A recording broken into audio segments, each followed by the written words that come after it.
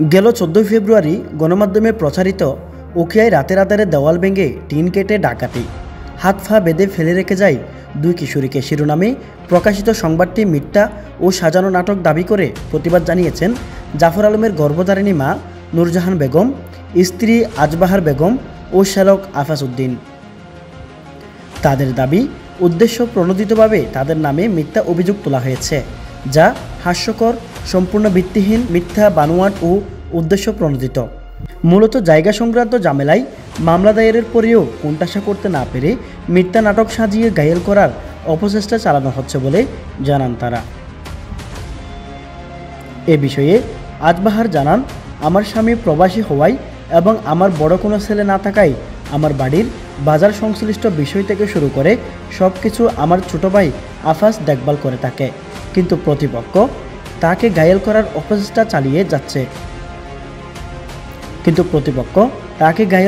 অপচেষ্টা চালিয়ে যাচ্ছে। মূলত আমার স্বামী জাফর আলম ও দেবর নুরুল আলমের কেনা একটি জায়গাকে কেন্দ্র করে এ ঘটনা হচ্ছে। ইতিমধ্যে তারা সুপারি গাছ কাটার অভিযোগ এনে আমাদের বিরুদ্ধে মামলা দায়ের করে।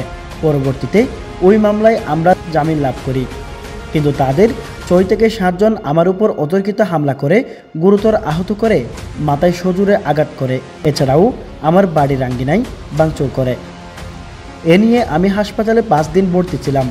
পরবর্তীতে আমার উপর হামলার ঘটনায় আমার বাবা বাদী হয়ে উখিয়া থানায় একটি মামলা দায়ের করি। এ মামলায় 2 নং আসামি জেলে গেলেও অদৃশ্য কারণে প্রধান আসামি এখনও ঘুরে বেড়াচ্ছে এবং তাদের সাঙ্গপাঙ্গ নিয়ে আমাকে প্রতিনিয়ত হুমকি দিয়ে যাচ্ছে। সর্বশেষ ডাকাতির মিথ্যা নাটক সাজিয়ে গণমাধ্যমে সংবাদ প্রকাশ করেছে, যা খুবই নিন্দনীয়। প্রতিনিয়ত তাদের হুমকির কারণে আমি স্বামীর বাসায় থাকতে না পেরে বাবার বাসায় থাকি। এরপরেও তাদের অত্যাচারে টিকতে পারছি না। আমি আমার ও সন্তানদের ভবিষ্যৎ নিরাপত্তার স্বার্থে প্রশাসনের হয়রানি থেকে মুক্তি পেতে আকুল আবেদন জানাচ্ছি।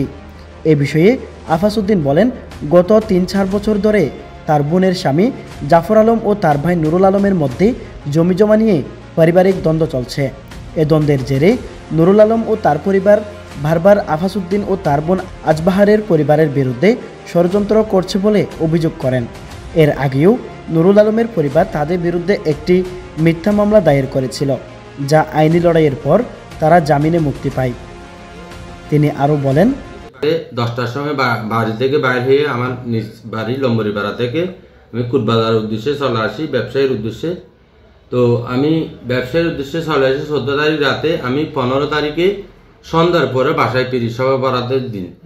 বাসায় গিয়ে আমি শুনতে পাই যে ওর বাড়িতে ডাকাতি হয়েছে, যে মর্মে আমাকে ওর বাসায় নাকি আমি ডাকাতি করছি। আমি বলছি এটা কি কথা? তা আমি পরে দেখলাম যে কি ওইখানে নাকি ওরা সংবাদ করছে। তারপর আমি দেখলাম রাতে যখন সবে বরাতের নামাজ পড়ে আমি বাইরে হয়েছি, আমার মোবাইলে একটা কল আসছে। কল আসে বলছে যে এরকম এরকম তোমাদের বিরুদ্ধে একটা নিউজ করা হয়েছে। ডাকার না, শুন না, ওই ধরনের অভ্যাসটা আমাদের কাছে নাই।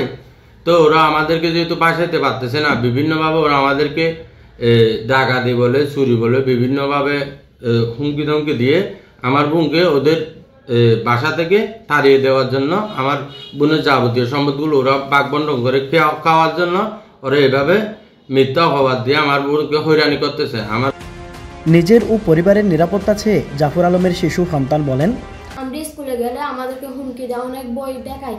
তখন আমরা বইয়ের কারণে আমরা আমার নানুর বাসায় থাকি, আমি আমার আম্মু আমার ভাই নানুর বাসায় থাকি। এখানে যে ডাকাতি করছে বলছে সেগুলো আমরা জানি না। তখন আমরা নানুর বাসায়, সেগুলো সব মিথ্যা। আবুল কালাম, আবু নাসের, আলী আহমদ, নূর আহমদ, তামিম, শাহিন, ওনারা আমাকে বই দেখায়। যখন ডাকাতি হচ্ছে সেগুলো আমরা জানি না, আমরা নানুর বাসায় ছিলাম। এ বিষয়ে জাফর আলম ও নুরুল আলমের গর্ভধারিণী মা বলেন, নুরজাহান বেগম, নূর আলমের আব্দে জাফরুল্লাহ আর ফুয়া নূর আলম গপ দিয়ান ডাকাতি ইয়ান একবারে সব মিশে সুন্দর গিয়া ঘরে ডাকাতি করছে তো হওয়ার জন্য ইটারা গড়িয়ে ইটারা বাজার দে এরপর ডর গো নাই। তো গিয়া ঘুরা নাচি আছে এবার বউ গরত ইটারা শাল শাড়ি গরত দিনই নিয়ে লাই শোল ছিঁড়ি দি ইবা নিয়ে বলে হয় বিয়াখিনি বাজার দে।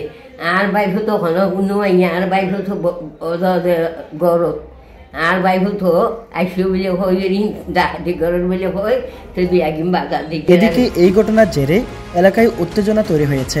স্থানীয়রা পারিবারিক দ্বন্দ্বের কারণে এমন পরিস্থিতি তৈরি হওয়ায় উদ্বেগ প্রকাশ করেছেন। পুলিশ বিষয়টি তদন্ত করেছে বলে জানা গেছে। এই ঘটনায় আফাজ উদ্দিন ও তার পরিবার ন্যায় বিচার চেয়েছেন এবং প্রশাসনের হস্তক্ষেপ কামনা করেছেন। News desk, Cox's Bazar journal.